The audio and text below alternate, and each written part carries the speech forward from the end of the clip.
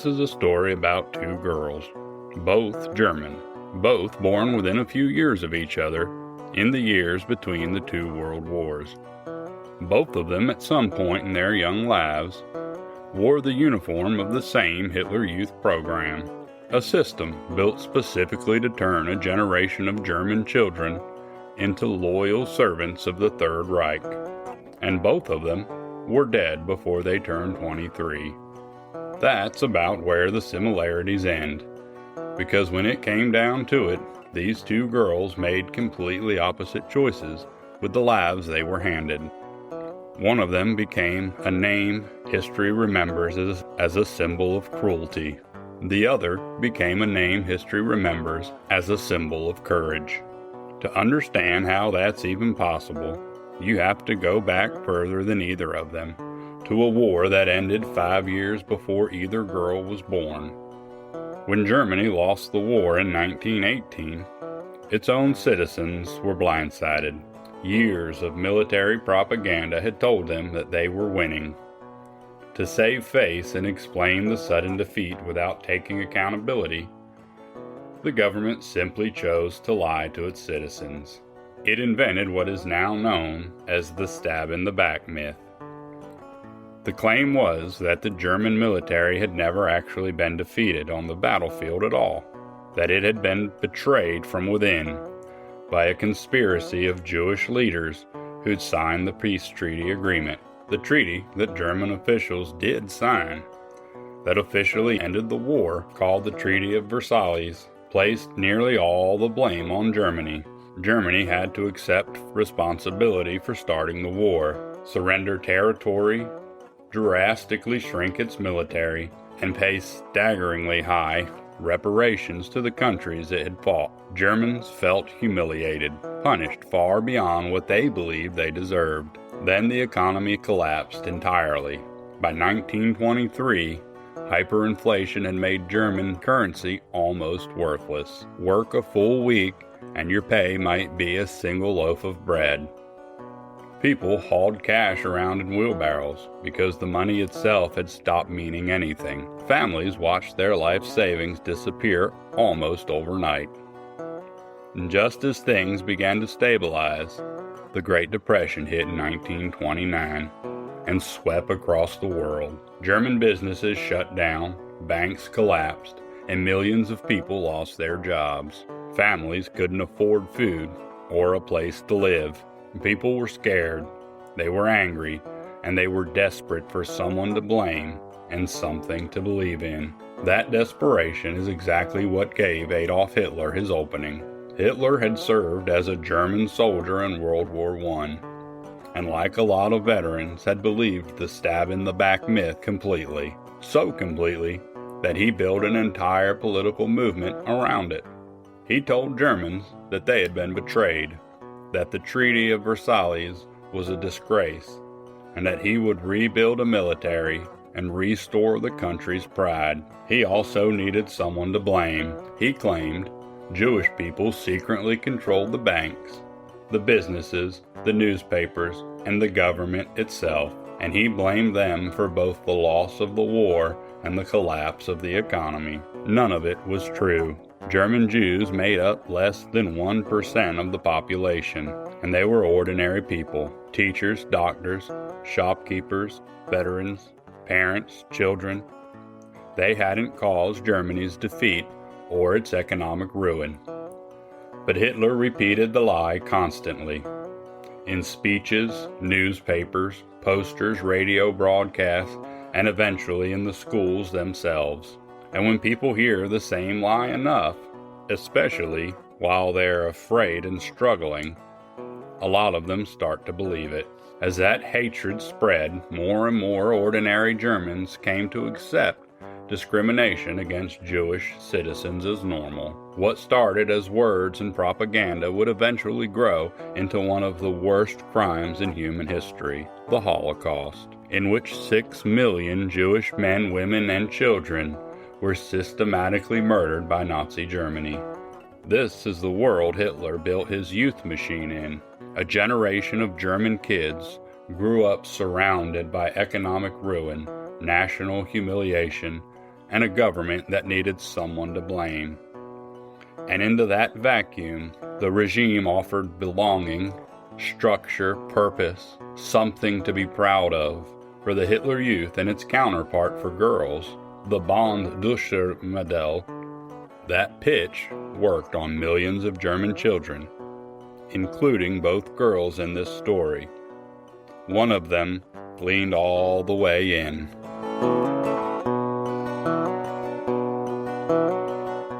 I'm Darlene. And I'm Melody. This is Hard Times and True Crimes. So last week, my coworker Lindsay and I were in Washington, D.C. We went for a training. Have you ever heard of the 7 Habits of Highly Effective People? Yes, I've got that book. Okay, we got to go to that training, and it was so good. That's awesome. But what I've been thinking about all week isn't necessarily what we learned in the training. Oh. We went to the Holocaust Museum. Yeah. So that trip is my inspiration for telling you the 2 stories that I'm going to share today. Okay. Let me just start off by saying that I will probably pronounce multiple words wrong in today's episode. Please forgive me for any errors that I may make.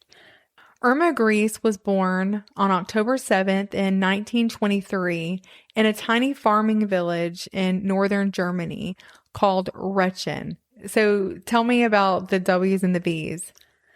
Their W's, I think, would be pronounced like RVs. Okay, so then it would be Rechen. Most likely. Okay, got it. I'm not a German expert.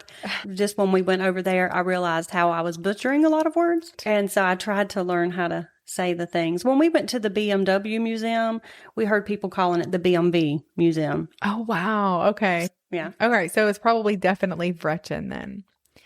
She was the third of 5 children. Her father, Alfred, was a hardworking dairy farmer. Are you familiar with this story? Mm-mm. You're not? Okay. No.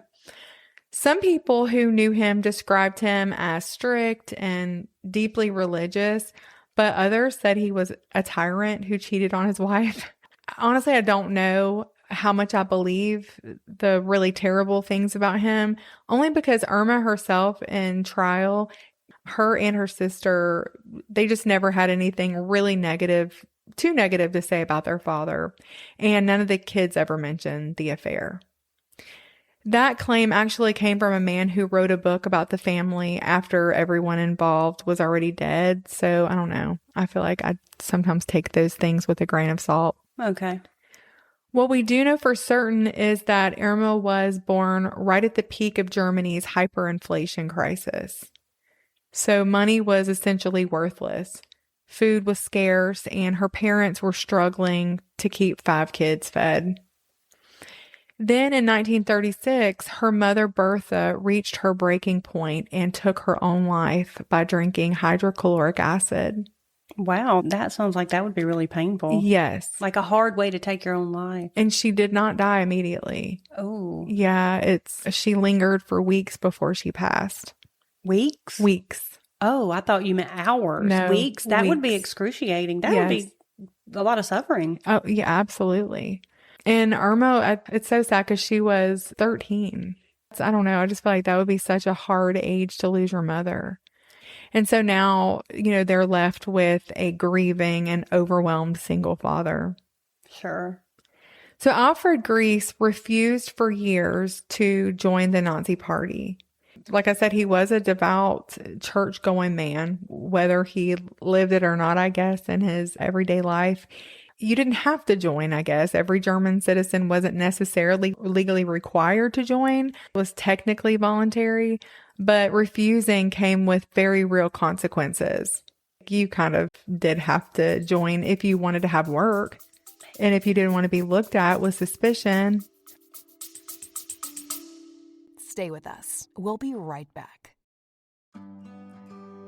If you're looking for an easy way to support local farmers while bringing fresh local food to your table, the Randolph County Food Hub is making it easier than ever. Operated by North Carolina-rooted community agriculture, the Food Hub is an online marketplace where you can shop from more than 20 local farms and producers in one place. From fresh produce and pasture-raised meats, eggs, sourdough bread, honey, dairy products, flours, and more, you'll find a wide variety of locally grown and locally made products. Simply place your order online each week, then pick it up on Wednesdays at the Randolph County Agricultural Center in Asheboro. It's convenient, supports our local economy, and helps keep family farms thriving. To learn more or place an order, visit ncrooted.org. That's ncrooted.org, connecting farmers, food, and community.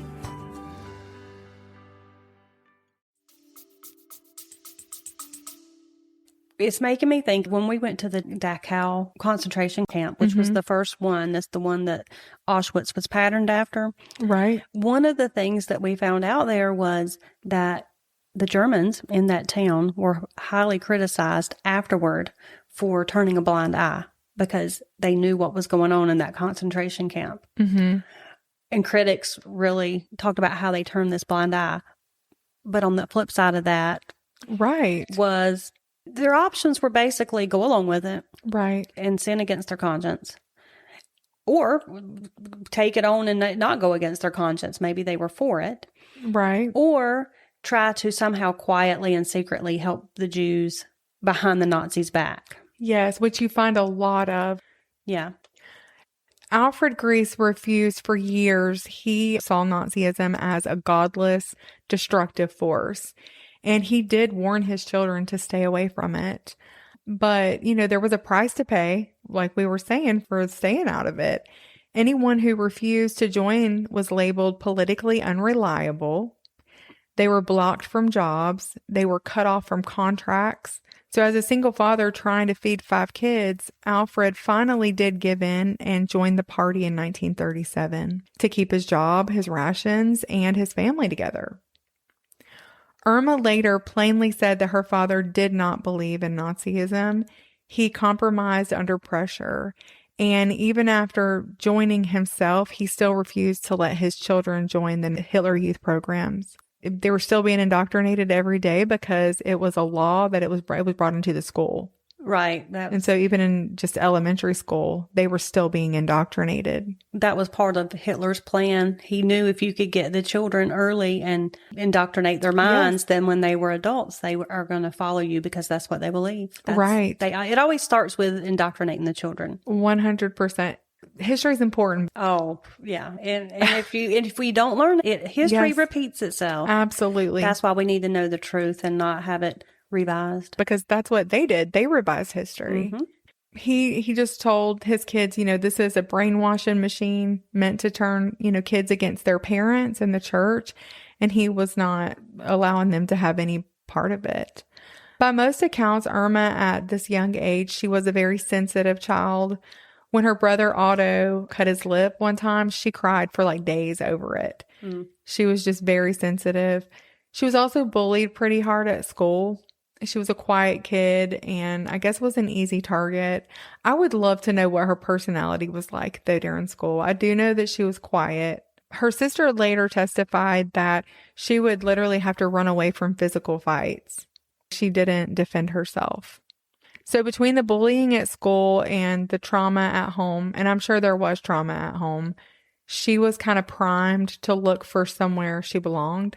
Okay, so the Bund Deutscher Modell, or BDM, which was the League of German Girls, they offered exactly, that sense of belonging that she was looking for. A uniform, a sisterhood. Suddenly she wasn't a bullied farm girl anymore. She was an asset to the Reich.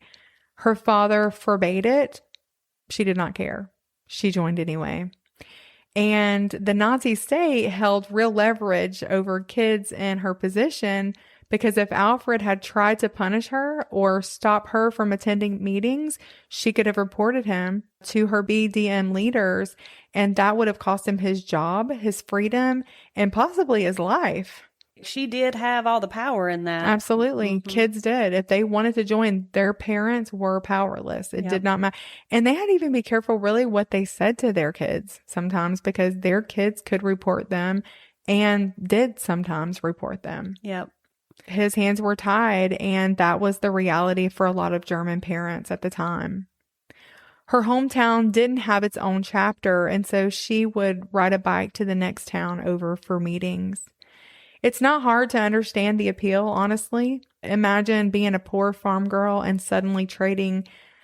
This would have been appealing to me, I think. You have your everyday plain farm girl clothes, and then all of a sudden you get this crisp white blouse and a navy skirt, and you're going camping, you're going on hikes, you're playing sports that make you feel strong for the first time instead of doing crappy girl chores at home. You know, all while being told that you're beautiful, you're elite, and you're part of this, I don't know, glorious Aryan group. Yeah. Organization. I don't know. Yeah. But underneath the campfires and the friendships, these girls were being fed a genuinely warped worldview for sure. They were taught that life was survival of the fittest, that Aryans were the master race, that Jewish people were parasites, and that not only Jewish people, but even like disabled people, other races, but Jews apparently were the worst. They were like the bottom of that totem pole. And showing mercy to the weak wasn't kindness, as we're taught in the Bible. It's cowardice that would literally destroy Germany. And when I tell you they were teaching this stuff in school, I mean, they were literally changing like science. They were telling them their brains were not like ours. It's crazy. Have you ever seen the show The Man in the High Tower? No, I don't think I have. I believe it's on Amazon. We watched it a few years ago. That is a great TV show. Of course, it's fictional, based on truth, but it's what the world would be like today if Germany had won that war. Whoa. But it goes into a lot of what you're describing. It really portrays that very well. You know, there's this man on there and he's got this disabled son and he's trying to hide it because he's in the Third Reich and he knows they're going to kill his son. Different scenarios that showcase exactly what you're talking about that happened for real. But if you ever get a chance, watch it. Okay, I definitely will. They were taught that cowardice would literally destroy Germany and had almost destroyed Germany in the aftermath of World War I. And they knew that all too well. They knew that their people were starving. They knew how the fatherland, as they call it, was struggling, and how, you know, they had watched their own people die of starvation and sickness. And before the war, they were just in a much different place. And so they had something to kind of look back on and be like, oh, well, this must be true, especially as a kid. And this wasn't a fringe message. This wasn't some like off the cuff thing. Like, this was in schools. History was rewritten. Conspiracy theories about Jewish people were taught like it was an established fact. And girls were told, you know, that their bodies and minds, they didn't belong to them or their families. They belonged to Hitler and to the fatherland, to Germany. It's so creepy to listen to, but yet, like you said, there's so many parallels now today. Oh, yes. It turned children into fanatics, all under the guise of a summer camp club. Wow. In 1938, at just 14, Irma dropped out of school. Under Nazi law, that meant that she had to complete a Landjahr, or land year. Actually, it wasn't a whole year. It was about 6 months. And every young person, once they finished school or dropped out, it was meant to teach them the value of hard work. They would work on a farm. And in practice, it was cheaper labor wrapped in political indoctrination. They would spend 6 months on a nearby farm. Days were built around flag raisings, Nazi flag raisings, field work. And the evenings, you know, they were marching and they had political instruction. To the regime, there was no real difference between work, education, and entertainment. It all served the same purpose. Like, they wanted to take up as much of their time as possible, really to keep them, I feel like, away from their families or from anybody who would change their mind about what they were being fed. And as uncomfortable as it is to admit, it was kind of genius, honestly, because you think about community, discipline, a sense of purpose, they're not inherently harmful. They're actually good things. And they're things that people genuinely need. And the Nazis simply used it. They didn't recruit 14-year-olds by telling them, you're going to help murder millions of people. They offered them like this adventure and meaning, and what those things were actually in service of, became clear. Because later. Satan comes as an angel of light, doesn't he? Absolutely. Yeah. And Hitler, you said it was genius. He was an evil genius. He knew how to package that stuff. He for sure did. Because people forget he got elected. Yes. But he didn't just set himself up right off the bat. He convinced people to get him elected to begin with. Inch by inch. Yes. Right? And then before they realized that it was too late and he had become the tyrant that he was. But prior to that, well, at first, I don't even think anybody really took him seriously. Then when he did get elected, they were like, but we're going to keep him, we're going to be able to control him. No, it did not go like that.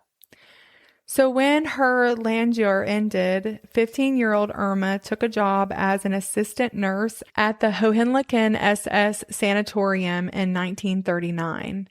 And this was the first time she really, I guess, left home out on her own. So to a farm girl, Hohenlichen probably felt like another world. It had originally been a tuberculosis clinic and had been converted into a premier sports medicine hospital for the Nazi elite. It was set up in a forest north of Berlin, and it was run by, you'll probably recognize the name, Professor Karl Gebhardt. Yep. Heinrich Himmler's personal physician, and he was one of the most powerful doctors in the Third Reich. Irma admired him enormously, and years later would call this convicted war criminal a saint. Wow. Wow. Under Gebhardt, Hohenlichen became a site of horrific medical experiments on female prisoners brought in from nearby Ravensbrück. Healthy women were deliberately given broken bones. They had their bones broken. They infected wounds so doctors could test experimental treatments meant for German soldiers. There were so many things there. I'm not going to go into detail, but let me just tell you that was a place of horrific suffering. And we don't know exactly what she probably witnessed firsthand, if she assisted during procedures, or if she changed bandages. Nobody really knows for certain, but we do know that she spent formative years of her adolescence in an environment where Jews were treated as disposable material in service of the master race. So she worked as an assistant in that hospital? Or Okay. One of the most horrific things that I saw over there, and I got a picture I'm going to show you. This picture just tears me up. I can hardly look at it. This little girl was there. Look at the fear on her face. She was put there because, oh my gosh, she entered that sanatorium due to epilepsy, and she was diagnosed with idiocy. And then she was transferred to a state clinic. But basically, they murdered her because... Oh my gosh. But they just stripped her away from her mother. You don't have to leave this in. That poor baby. I took that picture of that look on her face. That just, I cannot even understand how anybody, I just don't know. But that hospital was full of disabled people that they did those experiments and stuff on. It was horrible. It's unbelievable. It's unbelievable that so many people allowed it to happen. Yeah. I don't, that they were really that indoctrinated, because they had to there's no way they didn't believe it. You couldn't live with yourself if you didn't. Right. Which is terrible. It's hard to even wrap your mind around it. It does go to show you, though, how deep down in our hearts we can be truly, truly evil. Yes. But even you said it before about her dad compromised on his convictions. Yeah. I think a lot of people, even though they didn't believe it, they compromised on it to save their own skin. That's sad, because you're like, am I going to turn a blind eye to evil just to protect myself? We're going to talk a lot about that. Okay. So I'm going to tell two very different stories. Okay. Yeah. I definitely want to talk more about that. imagine seeing seeing those things. Well, like what happened with that little girl day in and day out. I feel like that kind of environment would have to change a person. You would have to see them. There's no way that you could do that if you did not see them as subhuman. Oh, I can't even. So despite loving the work, Irma never became a certified nurse. The hospital and the labor exchange decided that she wasn't qualified. And so at 17, she was reassigned to a dairy in Furstenberg. After finally escaping from farm work one time, it probably felt like a big demotion to have to go back. She did appeal for a different placement, and this time officials saw something they considered useful because she was a physically capable, ideologically, she was a very loyal young woman with some medical experience. And so in July of 1942, at 18 years old, she was assigned to Ravensbrück concentration camp as a female SS guard. She would later claim that she hadn't wanted that job and had tried to refuse it. Whether that's true, it's kind of impossible to verify, but it is kind of one of those things that the labor exchange, they were the ones that you had to appeal to them if you wanted a change in job. They got you your job. When I say the Nazis were in charge of everything, they were literally in charge of everything. You didn't just go make your own decisions. So she was saying, I really wanted to be a nurse, but they had me go there. But also, the posting wasn't necessarily technically mandatory either. But wartime job assignments, they kind of did, I feel like, leave little choice. Right. Interestingly, the earliest accounts from prisoners describe somebody very different from who she would become. Several remembered her as polite. One even recalled her apologizing after she accidentally stepped in front of a prisoner. So, that's who she was when she first went in. But then she went through the 3-week training. By every account, she excelled. Not long after, she returned home in her new SS uniform. According to her own post-war testimony, her father, even though he was a Nazi member himself, he was furious. Because it's one thing to have that political affiliation, but being an SS guard, he was livid. And reportedly, he beat her and told her to never come back. Like that was it. He was done with her. And if that's true, it marked the end of, any real, connection to her old life. And her sister also did testify and said that she overheard the argument. She couldn't hear exactly what it was about. She knew that he did throw her out and she never returned. So there was probably some truth to that. From that point on, though, the camp system was her home, and the SS was, effectively her family. Over the following months at Ravensbrück, experienced guards would train her, teach her how to supervise forced labor, how to control prisoners, how to punish disobedience. Most significantly, she learned to stop seeing the people in front of her as people. Dehumanized them. Yes. Yeah. In March of 1943, at 19 years old, she requested a transfer to Auschwitz-Birkenau, and that's where her name really enters history. And she had requested that transfer herself. Survivors later described her as having an almost angelic porcelain doll-like appearance. It didn't take long, though, for them to learn what was underneath that exterior. She soon earned the nickname Hyena of Auschwitz.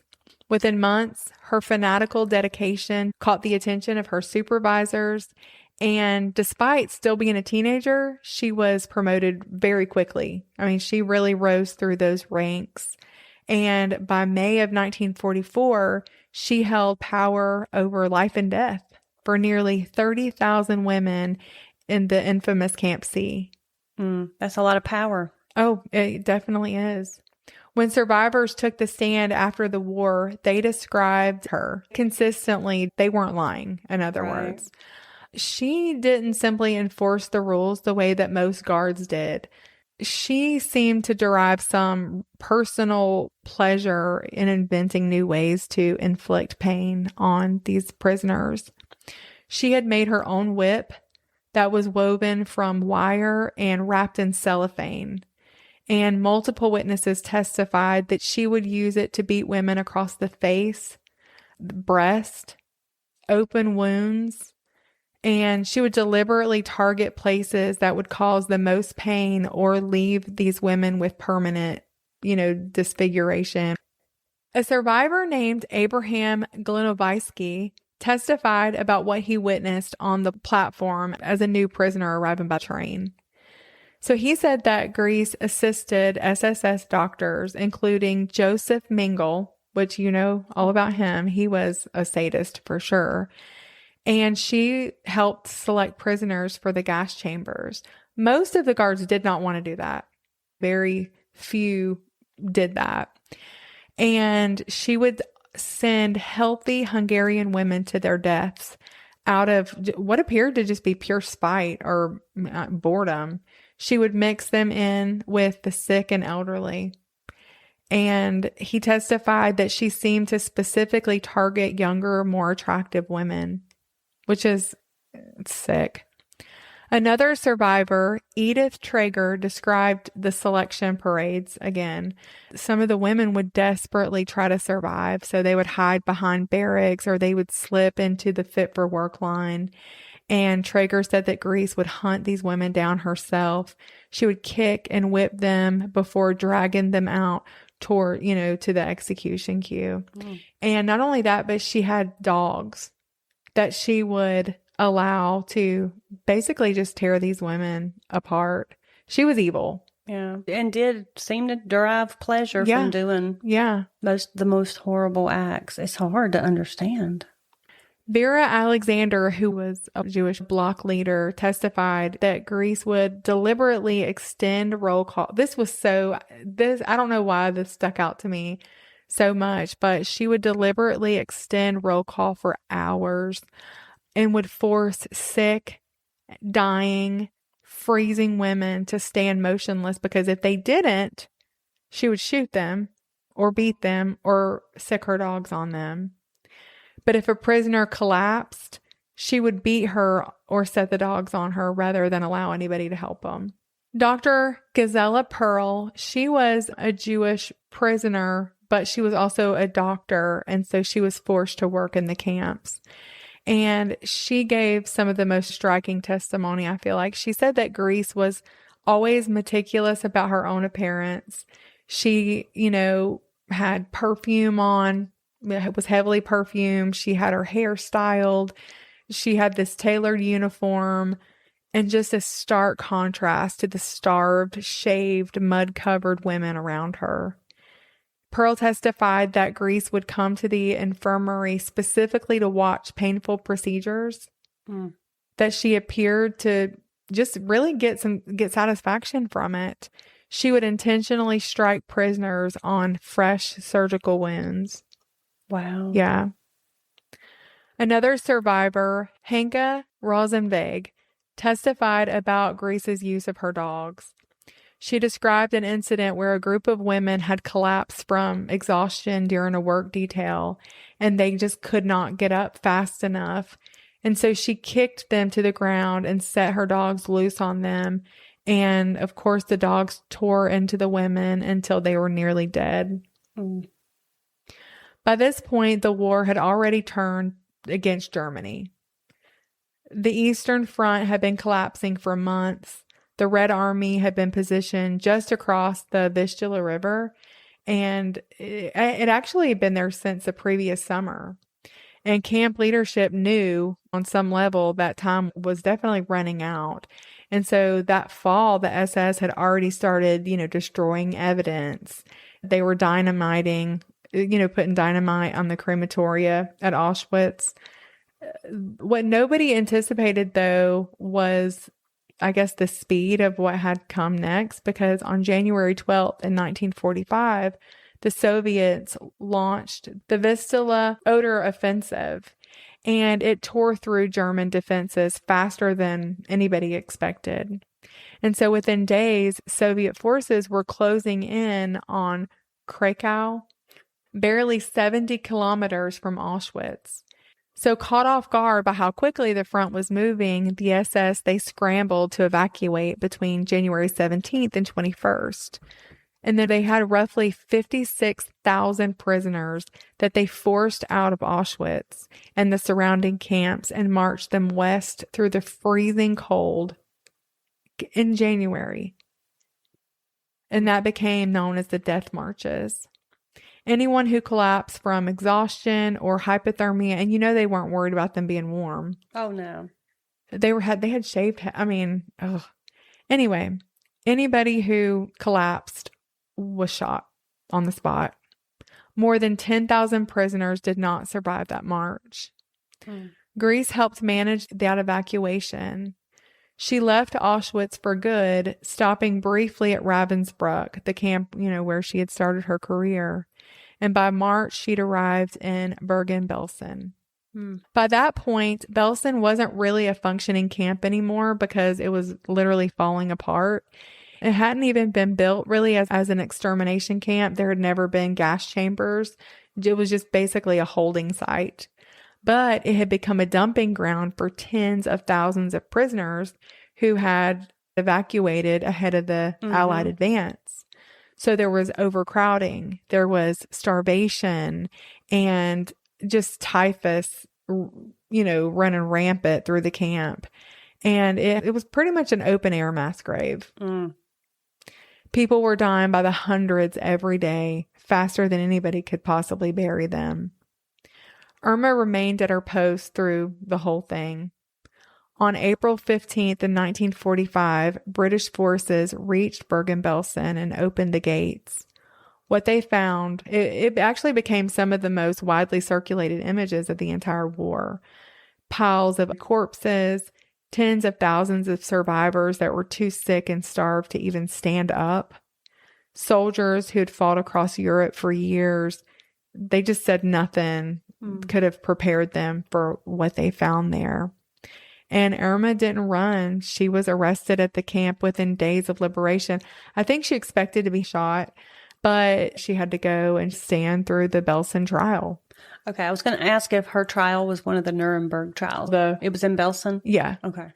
It opened on September 17th in 1945 in Lüneburg, and it ran 54 days. There were 45 defendants in total, including camp commander Joseph Kramer, camp doctor Fritz Klein, and Irma. Now, she was 21 years old. Yeah, I didn't realize she was that young. 21. Wow.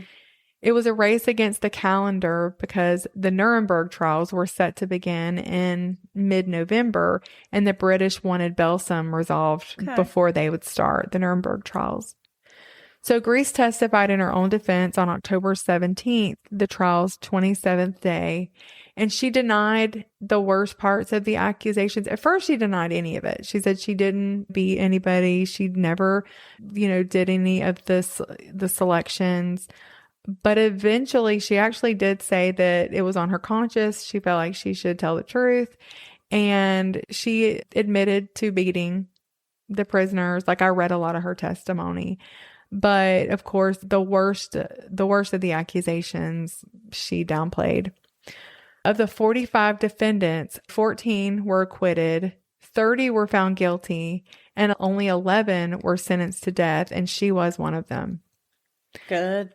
Irma Grese was hanged on December 13th in 1945 at Hamelin Prison by British executioner Albert Pierrepoint. She was 21 years old, the youngest woman executed under British law in the 20th century. According to Pierrepoint's own account, she walked to the gallows. She and all of the other, the ones who were sentenced to death, they had sang German, like hymns or anthems all the night before. She had walked to the gallows with almost a smile on her face. The only thing that she said when she was standing on the gallows was schnell, and that means quickly. It's a kind of a strange note to end on because she didn't seem remorseful. The only time she cried during the entire trial was when her sister came. And I'm sure just seeing your sister, that would just be difficult. Her brother and sister both testified, I guess, in her defense. But she did cry when her sister testified. But that was it. I will say she didn't try to blame her upbringing or her father or anything like that, which I was really surprised about. I don't think she genuinely believes she did anything wrong. That was the thing. I think it sounds like she went to her death feeling like she was dying for a just cause. Yeah, I really think she believed that. Which is so warped. Yes. She really believed she said it over and over. They were like, why did you do these things? Even the soldiers, they were like, why did you do this? I mean, they were just mortified at what they were seeing. And she was like, I was commanded to. But some of the stuff she did, she was not commanded to. They had to take her whip away from her because she got sick. This is other SS guards having to tame her. Yeah, that's just, I mean, it's evil. It's just evil. She left us, though, with a substantial record of testimony from the people who survived her. And the question that I guess has followed her story ever since is how does somebody become what she became? And I don't think there's any other answer other than just evil. Yeah. Yeah. Just evil.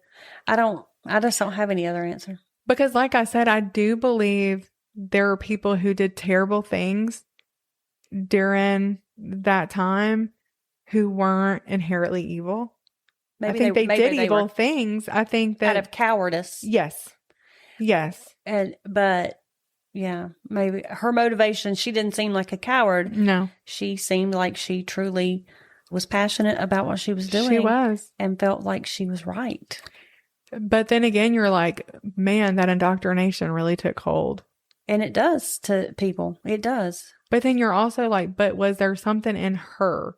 Was it the indoctrination or was there something in her? So we'll talk about that in a minute because now I'm going to go on to the next story.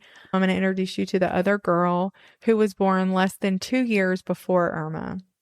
She grew up under the same regime, wore the same exact uniform as a kid, and died almost exactly as young. Actually, they were the same age because Irma was 21. Yeah, they died at the same age. But where Irma's story is a warning about what happens when a person lets an ideology think for her, the next story is the opposite. It's about a girl who was handed the same indoctrination and, was under just the same amount of pressure, but she found her way back from it. And her name is Sophie Scholl. Are you familiar with her? No, I'm not. Okay. So Sophie Magdalena Scholl was born on May 9th in 1921 in a small town called Forchtenberg in southern Germany. She was the fourth of 6 children born to Robert and Magdalena Scholl. They were a very close family. Seemed like a fun family that you would want to be a part of. Her father, Robert, was the town's mayor. He was an idealistic, progressive man who made a real difference in his town while he was in office. He was also by nature just a real independent thinker, which would actually matter a great deal, I think, later. And I think it had a great influence on his children. Her mother, Magdalena, had worked as a deaconess in the church before she married. She'd been a devout Lutheran and she had a very deep faith. And that would also shape Sophie's entire worldview. The Scholl children were Inga, Hans, Elizabeth, Sophie, Werner, and they had a younger sister named Thilda who died as an infant. By most accounts, this was a warm, fun, intellectually engaged household. The kind of home where ideas are discussed openly at the dinner table. And even if there are disagreements, there was just a strong sense of everybody was allowed to have their individual ideas and consciences. And it was treated as healthy, I guess, and important. That was more important to her family than for their kids to fall in line. Instead of teaching them what to think, they taught them how to think. Yes, absolutely. Which I really respect because I think that type of parenting takes a lot of faith. When you see your kids having ideas outside of what you believe, that's tough. Mm-hmm. Definitely. And so I really respect that, especially the more I dove into this family. I was like, man, I was just really inspired by them. In 1930, Robert, Sophie's father, lost his position as mayor because he was seen as too progressive for the town, and it was made up of mostly conservatives. But I do want to pause real quick because I don't want you picturing progressive in today's terms because it's not at all the same thing. So in 1930, Germany had just become a democracy for the first time, and it was called the Weimar Republic. Before that, they'd had an emperor. And so, back then being progressive basically just meant you believed in voting, you believed in free press, you believed in rights for women because, they only just got to vote for the first time in 1919. And that's pretty much it. That's what made you progressive. And then being conservative in a small town like Forchtenberg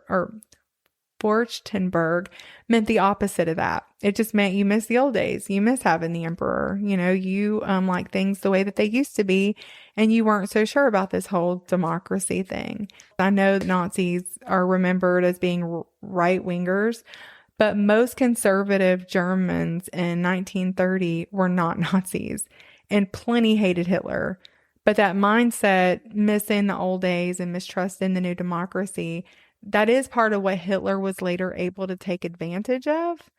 But I just don't want you, I guess, I'm probably going too far with this, but don't line any of that up with left and right in America today because it just does not match.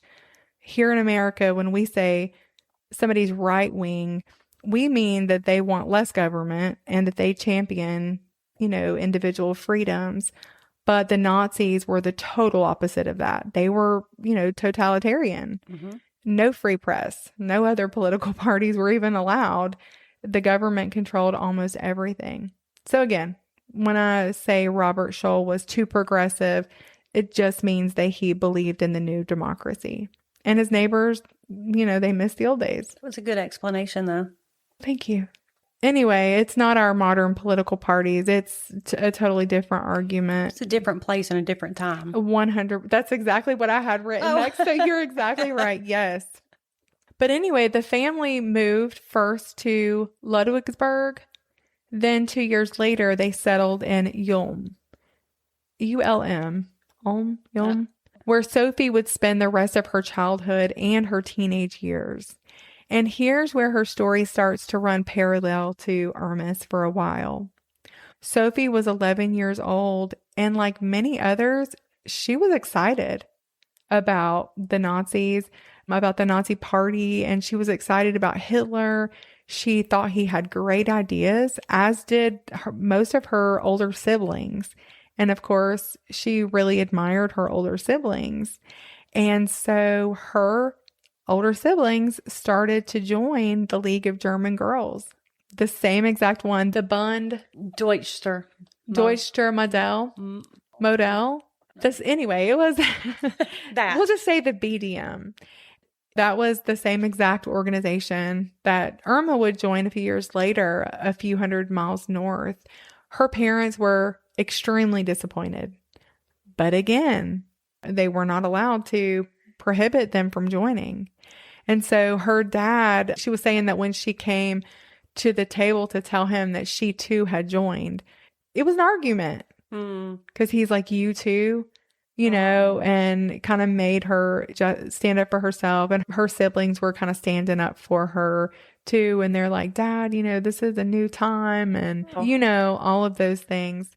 But she had her reasons. And one reason was because it offered girls like her and Irma something that they rarely had an opportunity to experience before, and that was the independence. Instead of being told that her only future was staying home, getting married, and raising children, which there's nothing wrong with, but she had this opportunity now that she could go hike and she could camp and she could compete. and lead groups and take on responsibilities outside the home. That just sounded more appealing to her. Yeah, it did. And that felt exciting and empowering. Even as a young girl, Sophie just always believed that girls were capable of a lot more than what society had expected of them. She was definitely a free thinker. Not only that, but she had older siblings, and particularly an older brother, Hans. He was her hero. She admired his confidence, his leadership, and she wanted those opportunities for herself. So when he joined the Nazi youth movement, that pretty much sealed the deal for her. Like Irma, being a part of it did make her feel like she mattered. It gave her a purpose, adventure, friendships, and It makes me think of Lily following Elijah. I thought the same thing. My older son is in the military, and I could tell her something 1,000 times in one ear and out the other, but her brother said she should join the National Guard or the reserves. Literally, she was taking the ASVAB the next week. But it gave her a purpose, and a sense that her life had value. And, for teenagers trying to figure that stuff out, I feel like that's pretty powerful stuff. Mm-hmm. And Sophie rose quickly through the ranks, and she became a group leader. If you'd met 11 or 12-year-old Sophie, you would have met a very enthusiastic, proud young member of that Nazi youth organization. I think that's an important detail in this story because Sophie believed the same things that Irma believed at that point. She was totally subscribing to everything that Irma was subscribing to. But I think a big part of what made Sophie's story different is that unlike Irma, Sophie had a family who had free discussions. So at night, when they sat around the dinner table, her parents would challenge her and what she had learned. Not just her, but like all of them, they would be challenged on their new beliefs and what they were being taught. And over time, Hans did start to get a little bit frustrated because the Hitler Youth wanted everybody to think and dress and act and believe the exact same way. And before joining the Hitler Youth, he belonged to a different youth group where kids were encouraged to think for themselves. And they read books that they wanted to read. And they all enjoyed music. They all liked dancing. And they discussed and debated their own ideas. But I'm telling you, Nazis, like I said, they controlled everything. Like Sophie loved to dance. She loved certain types of music that was not allowed. You're allowed to do like folk music. Mm-hmm. Sophie was a good girl, but she would smoke her cigarettes and she would sneak and like drink at her friends. Well, her friends' parents would let them drink alcohol and let them smoke cigarettes. And so, well, even now in Germany, the drinking age is like exactly 16. Yeah, or something it's just like very different culture. Yeah. There. And then, but the communism and the Nazi party, that's all about conformity. Yes. Yeah, absolutely.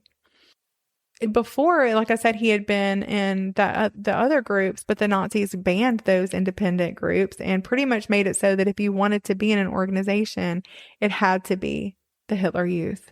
But Hans kept meeting secretly with friends from those outlawed youth groups.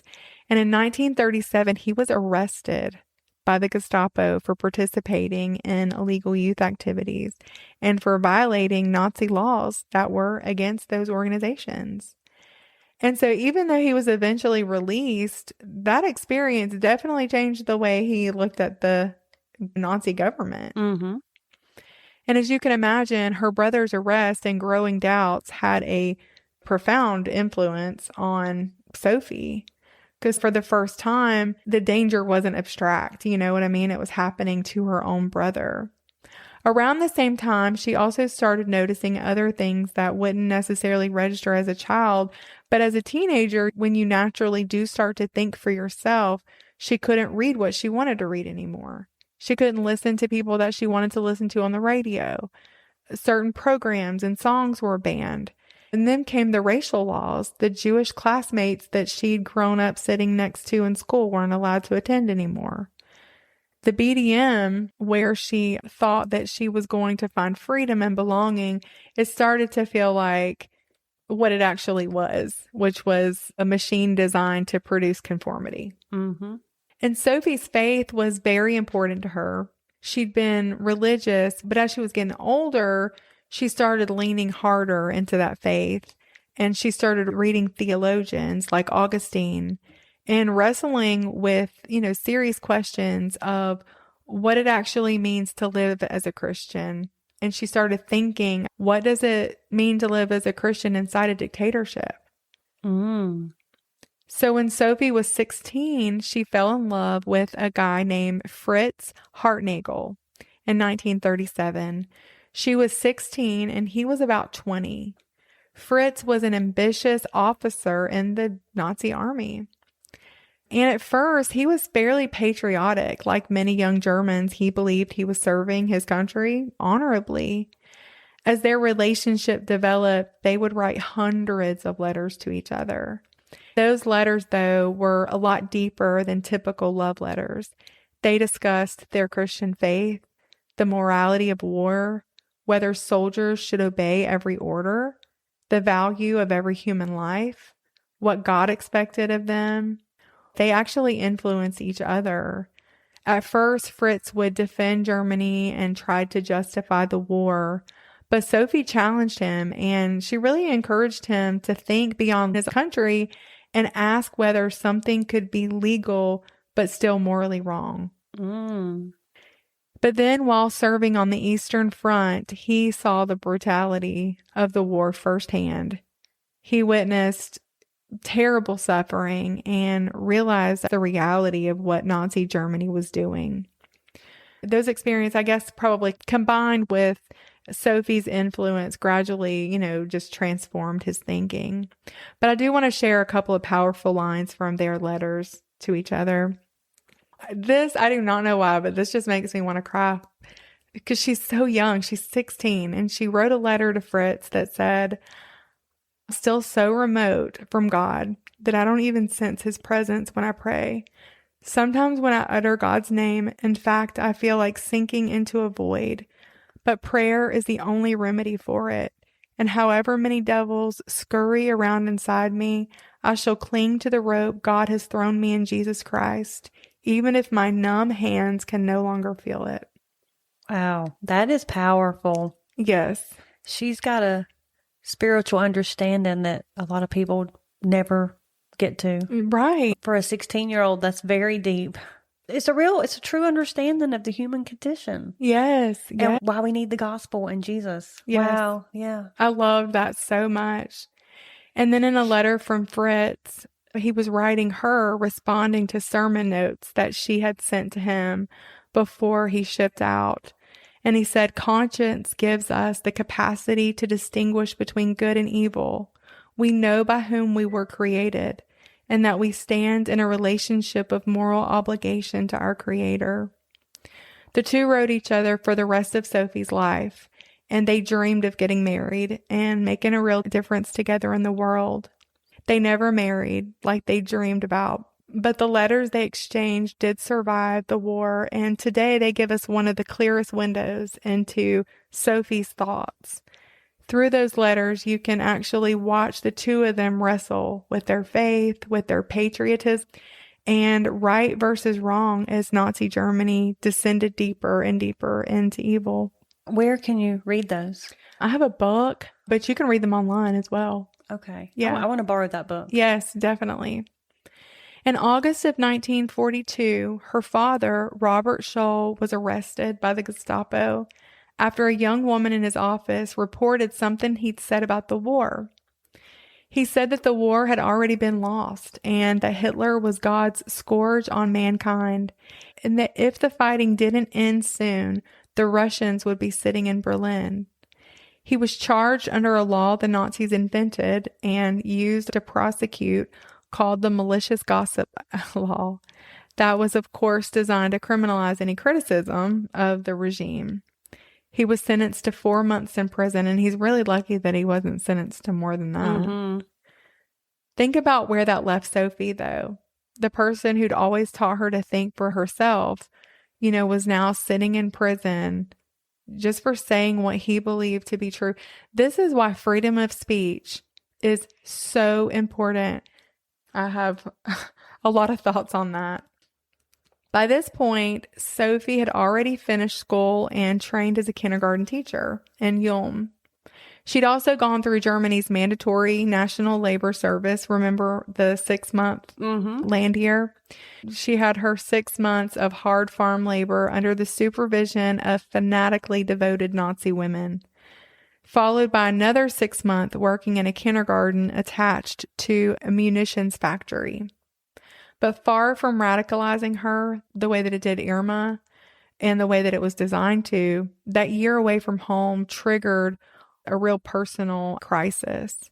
She was cut off from her family, cut off from books, her faith community, and forced into the regime's machinery day after day. And she came out on the other side more certain than ever that this entire system was rotten to the core. When she returned in 1942, she enrolled at the University of Munich to study biology and philosophy. Her brother Hans was already a student there and had a circle of friends. It was kind of a club or like a study group. It was made up of Alexander Schmorell, Christopher Probst, Willy Graf, and a philosophy professor named Kurt Huber, who taught all of them.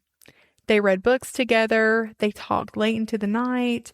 They took long walks arguing about God, ethics, about what a person actually owes their own conscience when the government they live under has gone this far off the rails. One of the people who had the biggest influence on the group's thinking was a Catholic philosopher named Theodor Hacker. Hacker had converted to Catholicism after translating the writings of an English theologian named John Henry Newman. Newman believed that your conscience is God's voice speaking directly to you. In other words, if your conscience tells you something is wrong, you have a responsibility to listen to it, even if the government is telling you to do the opposite. And so Hans read Newman's writings aloud during a lot of their meetings, and Sophie really took those ideas to heart. Her whole theology was kind of built around that. And it became the foundation of what she really believed with her whole heart. By the summer of 1942, this group of friends had given themselves a name. They were the White Rose, and their mission was surprisingly simple. They wrote leaflets. They used typewriters and mimeograph machines, and they made these anonymous copies secretly and mailed them to people all over Germany. In those leaflets, they told the truth about what the Nazi government was doing. They openly condemned Hitler and wrote about the mass murder of Jewish people and others in Eastern Europe, things the government was trying to keep hidden. Her brother, he was privy to some of that information because he had served also, and he was a soldier. But he was actually able to go to school and serve at that point. He was kind of in a really good spot. But he had also, been away at war for a time. They hoped, though, that if ordinary German citizens learned the truth, that they would find the courage to stand up and say, this is wrong. They believed that every person answers to God and not just the government. One leaflet said that without God, people are defenseless against evil. Another ended with the words that people still remember today: "We will not be silent. We are your bad conscience. The White Rose will not leave you in peace." Wow. By early 1943, Germany had just suffered a devastating loss at the Battle of Stalingrad. It was the first time a lot of Germans were starting to realize maybe we aren't going to win this war after all.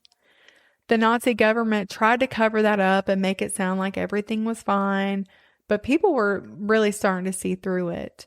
And after that defeat, Professor Kurt Huber wrote the White Rose's 6th leaflet. And on February 18th, 1943, Hans and Sophie walked into the University of Munich carrying hundreds of copies. They quietly laid stacks of leaflets outside the classroom while the students were, still inside. The idea was that when class let out, people would walk into the hallways and find them. But when they got ready to leave, Sophie made this spontaneous decision, and she realized she still had a pile left. And so she ran up to the top floor, walked over to the railing, and tossed the rest of the leaflets over the balcony. And they just floated down through the middle of the building, landing all over the floor, just, minutes before the students came out of class. I can picture it. I know. I was thinking it's like a movie with all these leaflets, flying around. It probably looked incredible. Unfortunately, though, somebody saw her do that. A university caretaker named Jacob Smid watched the whole thing. Sophie and Hans were taken in for interrogation on the spot. When they searched Hans, he was actually carrying a rough draft for the 7th leaflet, written by their friend Christopher Probst. Hans tried to actually swallow that whole page. Oh, wow. But he couldn't get it down in time. At first, Sophie was like, we're just going to deny it. They don't really have any proof, so we're just going to deny it. But Hans actually broke. And that was her brother. And so she then tried to take responsibility for the whole thing. And she was very matter-of-factly like, okay, I'm going to tell you the truth. I'm doing this because, and she told him what's happening is wrong. I believe that the Russians are going to win. She just kind of went in. How old was she then? She was 21. Okay. 4 days later, on February 22nd in 1943, Hans, Christopher, and Sophie were brought before the People's Court, and it was kind of a show trial, and it was presided over a judge named Roland Freisler, who was famous for, he just liked to have a stage to basically humiliate and scream at the defendants. He wasn't really trying to weigh any evidence. All 3 were convicted of treason and sentenced to death. And it was to be carried out that very same afternoon. Wow. They didn't waste any time. No. Robert and Magdalena Scholl, Sophie and Hans's parents, rushed to Munich as soon as they heard about the trial. They got there just right around the time that the verdict came down. They tried to rush into the courtroom, but of course they weren't allowed. Afterwards, the judge told them basically they should have done a better job at parenting. After they heard about the sentence, of course, they're crushed. Prison rules did not allow for them to even see their children, but there were these Nazi guards who, they were impressed by the bravery of those kids, and they put them in a room with their parents and and they let them visit with them. They only got about 10 minutes, but it was a blessing. I'm surprised by that, actually. Yeah, it was a big blessing. Robert held his 2 children for the last time and told him how proud he was of both of them. Magdalena's last words to Sophie were, "Halt dich fest, Jesus." Hold fast to Jesus. You're killing me here. Sophie looked back at her and said, "But you too, Mother." After their parents left, the guards gave the 3 of them a cigarette to share. And somehow they weren't frantic. Sophie read her Bible. She prayed out loud.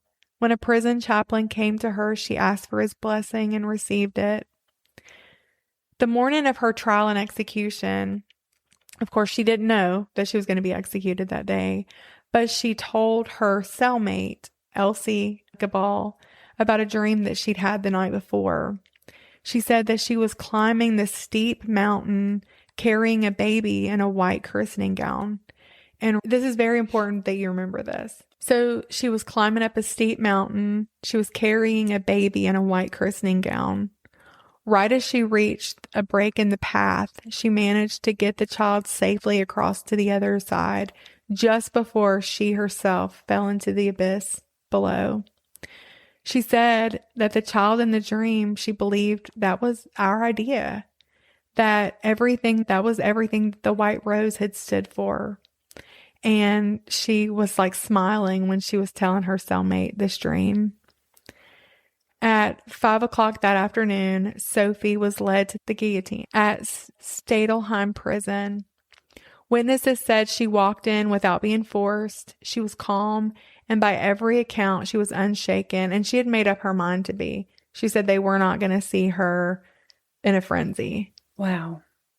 Her reported last words were, "God, you are my refuge into eternity." Ugh.